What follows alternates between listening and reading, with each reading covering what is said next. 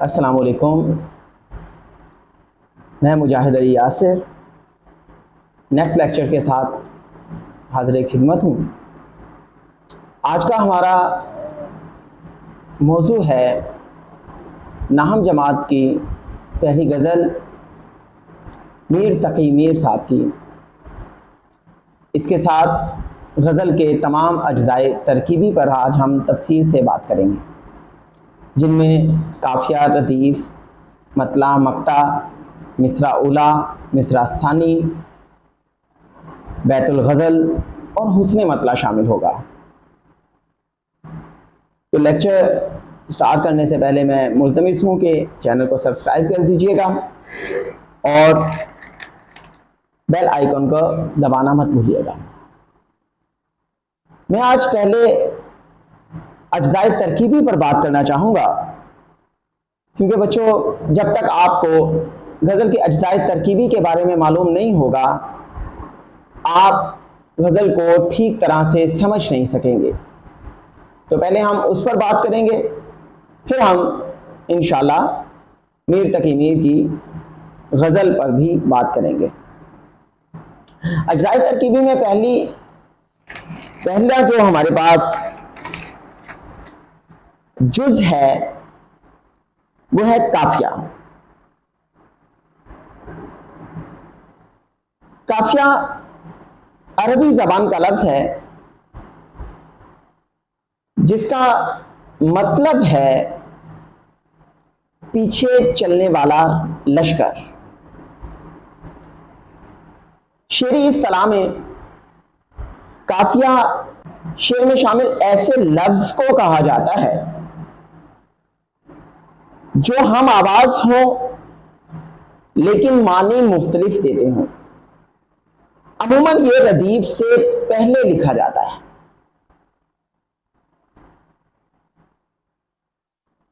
इसकी मिसाल हम इस तरह से लेते हैं, जैसे हम लोग देख सकते हैं वैसे कम लोग देख सकते हैं। यहां हम और कम तवाफी हैं। काफिया हमेशा रदीफ से पहले इस्तेमाल होता है और ये गजल का बुनियादी जुज़ है। काफिया के बाद हम बात करते हैं रदीफ की। रदीफ भी अरबी ज़बान का लफ्ज़ है। इसका मतलब है किसी घोड़े या ऊंट की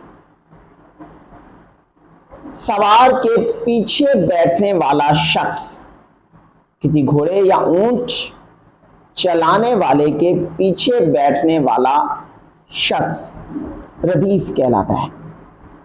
लेकिन शेरी इस्तिलाह में किसी भी गजल, नज़्म या कसीदे में ऐसे इल्फाज जो हर शेर में बार बार इस्तेमाल होते हों और काफिया के बाद आए, उसे हम रदीफ कहते हैं। रदीफ के बाद हमारे पास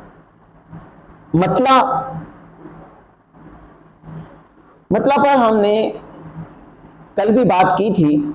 आप मेरा पिछला लेक्चर देख सकते हैं। आज हम तफसील से बात करेंगे। मतलब भी अरबी ज़बान का लफ्ज़ है जिसका मतलब है नुक्ता आगाज या तुलू होने की जगह। शेरी इस्तिलाह में किसी भी गजल, नज़्म या कसीदे का वो शेर जिसके दोनों मिसरे हम काफिया और हम रदीफ हों, उसे मतला कहते हैं। मतला एक से ज्यादा भी हो सकता है गजल में। तो ऐसा मतला जो गजल में एक से ज्यादा हो, यानी दूसरा मतला हो, उसे हम कहते हैं हुस्ने मतला। इसके दोनों मिसरे हम काफिया हम रदीफ होते हैं। एक बात ज़हन में रखिएगा बच्चे कि वो गजल जिसमें मतला ना हो वो गजल नहीं कहलाई जाएगी, चाहे उसके 7, 8, 9 या 10 ही अशार क्यों ना हो। वो मुख्तलिफ अशार तो कहलाएंगे लेकिन गजल नहीं होगी। इसलिए गजल के लिए मतला का होना जरूरी है।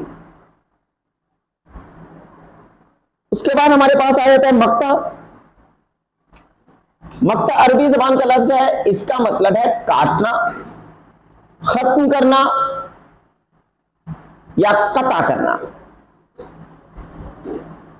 मक्ता अमूमन शेरी इस्तिलाह में गजल का आखिरी शेर होता है जिसमें शायर अपना तखल्लुस इस्तेमाल करता है। अगर किसी शेर में शायर अपना तखल्लुस इस्तेमाल नहीं करता तो वो गजल का आखिरी शेर कहलाया जाएगा, मक्ता नहीं होगा। इसलिए मक्ता के लिए जरूरी है कि शायर अपना नाम या तखल्लुस इस्तेमाल करे। आगे हम बात कर देते हैं बैतुल गजल की। वैसे तो मैंने ये इसके ऊपर आखिरी लेक्चर में बात की थी। अगर कोई न्यू हमारी वीडियो देखने के लिए हमारे चैनल पर आया है तो वो हमारी पिछली वीडियो देख सकते। ये थे बेटे गजल के अज्जाए तरकीब। अब हम बात करते हैं नहम जमात में शामिल मीर तकी मीर की गजल के ऊपर। तो मीर तकी मीर साहब की गजल शुरू करने से पहले हम मीर तकी मीर साहब का थोड़ा सा तारुफ पढ़ते हैं। मीर तकी मीर साहब का तारुफ करने से पहले मैं मिर्जा असदुल्लाह खान गालिब का एक शेर कोट करना चाहूंगा कि रेखते के तुम ही उस्ताद नहीं हो गालिब, कहते हैं अगले जमाने में कोई मीर भी था। मीर तकी मीर को खुदाए सुखन कहा जाता है। मीर तकी मीर का मुकम्मल नाम मीर मोहम्मद तकी था, लेकिन कलमी नाम मीर तकीम मीर हुआ। आप 28 मई 1723 में आगरे में पैदा हुए। आपके वालिद साहब का नाम मोहम्मद अली था, लेकिन अली मुत्तकी के नाम से मशहूर हुए, जो बड़े परहेजगार थे। मीर तकी मीर साहब की जिंदगी ज्यादातर गुर्बत अफलास में गुजरी है। उसकी सबसे बड़ी वजह यह है कि आपके वालिद साहब जब आप बहुत छोटी उम्र के थे वफात पा गए थे। आपने इब्तदाई तालीम सैयद अमानुल्लाह से हासिल की, जो आपके वालिद साहब के मुंह बोले भाई भी थे। आप आगरे से मुआश की तलाश में दिल्ली आ गए। दिल्ली आप नवाब साहब के यहाँ मुलाजिम हो गए। लखनऊ तशरीफ ले गए। लखनऊ में जनाब आसिफुद्दौला के यहाँ आपने मुलाजमत इख्तियार की और आपको 300 माहवार वजीफा भी मिलता रहा। एक जगह लिखा गया है कि 200 माहवार वजीफा भी मिला है, लेकिन वहां भी आपकी आसिफुद्दौला साहब से ज्यादा ना बनी और आप वहां से छोड़कर गोशा नशीं हो गए। मीर तकी मीर साहब को खुदाए सुखन इसलिए कहा जाता है कि कोई भी ऐसा मौजू दुनिया का नहीं है जो आपने अपनी गजल में ना समाया हो। आपकी गजल खुलूस, दर्दोगम, तरन्नुम और सोजो गुदास से लबरेज है। ये गजल मीर की पढ़ता है पड़ोसी मेरा, एक नमी सी मेरी दीवार में आ जाती है। मीर तकी मीर के यहां इस तरह के बेशुमार अशार मौजूद हैं। आपके 6 दवाबीन हैं, इसके अलावा खुद नोश्त भी आपकी। मीर तकी मीर का शुमार दुनिया के बेहतरीन और उस्ताद गजल गो शोरा में होता है। इंशाल्लाह कल अगले लेक्चर के साथ हाजिर होंगे। तब तक के लिए अल्लाह हाफिज।